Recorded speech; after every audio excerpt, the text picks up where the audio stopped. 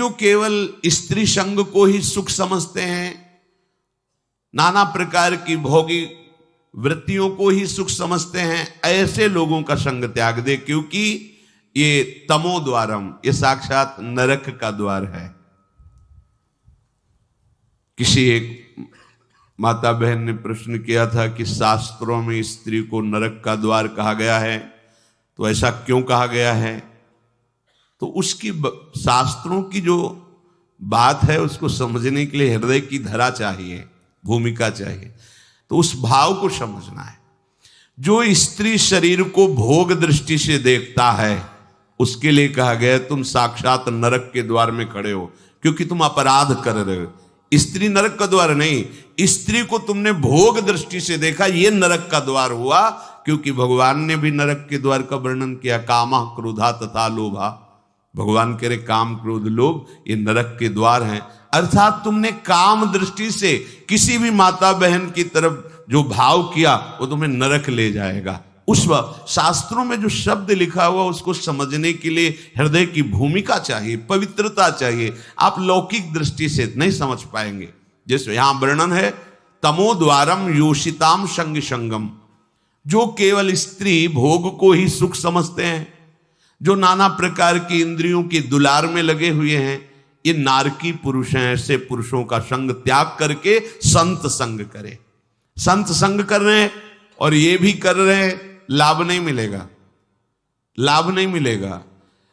हो सकता है संत संग का कम असर और कुसंग का बहुत ज्यादा असर हो जाए, क्योंकि हम देखते हैं 5 वर्ष सत्संग सुना और 5 मिनट कुसंग हो गया तो सारे सत्संग पे कुसंग पानी फेर देता है। ऐसा क्यों हुआ? इतना कमजोर सत्संग है? बोले नहीं, अभी तुम्हें 5 मिनट दिखाई दे रहा है कुसंग, लेकिन वो 50 अनंतों वर्षों से कुसंग में ही रहा है। थोड़ा समय सत्संग का मिला, सुधार की तरफ। सत्संग का मतलब चढ़ाई और कुसंग का मतलब फिसलना। फिसलने में कितनी देर लगती है? महल बनाने में समय लगता है, बुलडोजर लगा गिराओ, शाम तक सब गिर जाएगा। 5 वर्ष की सत्संग की चढ़ाई 5 मिनट में उतार के फेंक दिया कुसंग ने, क्योंकि फिसलन, सर से नीचे आ गए। ऊपर चढ़ने में प्रयास है, नीचे आने में प्रयास नहीं होता। पानी कहीं भी डालो नीचे जाता है। ऐसे हमारी वृत्तियां अधोगामी हैं, प्रकृति की तरफ आकर्षित होती है। इसीलिए कुसंग का त्याग करके संत संग करे, बहुत जल्दी लाभ होता है, पर प्राय ऐसा नहीं हो पाता। इसीलिए सत्संग का सही रंग नहीं जम पाता। कैसे संत होते हैं? जिनके संग से जीवन मुक्तता का वर्तमान में भी अनुभव हो जाए।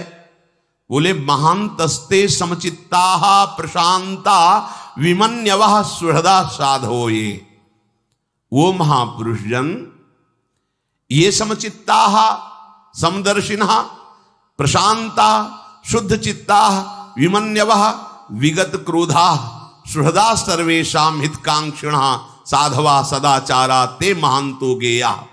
वो महापुरुष होते हैं जिनमें सब में भगवत दर्शन की भावना है।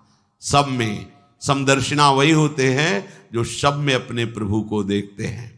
वही परम संत है जो सब में अपने प्रभु को देखते हैं। विद्या विनय संपन्ने ब्राह्मणे गविहस्तनी स्वनीचय सुपाके चा पंडिता समदर्शिना, जो सब जगह अपने, वही है। ये तो बाद में पता चलता है ना कि छलिया कैसे छल रहे थे तुम आकर के, अब समझ में आया। ये पर्दे लगाकर वही है, दूसरा नहीं। ये तो गुरु कृपा से बाद में जब अंतःकरण त्रिगुणात्मिका माया के प्रभाव से मुक्त हो जाता है तब ये दिखाया वो इतना बड़ा नाटक कर रहा था सब रूपों में। वही है जो केवल स्त्री संग को ही सुख समझते हैं, नाना प्रकार की भोगी वृत्तियों को ही सुख समझते हैं, ऐसे लोगों का संग त्याग दे, क्योंकि ये तमो द्वारम, ये साक्षात नरक का द्वार है। किसी एक माता बहन ने प्रश्न किया था कि शास्त्रों में स्त्री को नरक का द्वार कहा गया है, तो ऐसा क्यों कहा गया है? तो उसकी शास्त्रों की जो बात है उसको समझने के लिए हृदय की धरा चाहिए, भूमिका चाहिए, तो उस भाव को समझना है। जो स्त्री शरीर को भोग दृष्टि से देखता है उसके लिए कहा गया तुम साक्षात नरक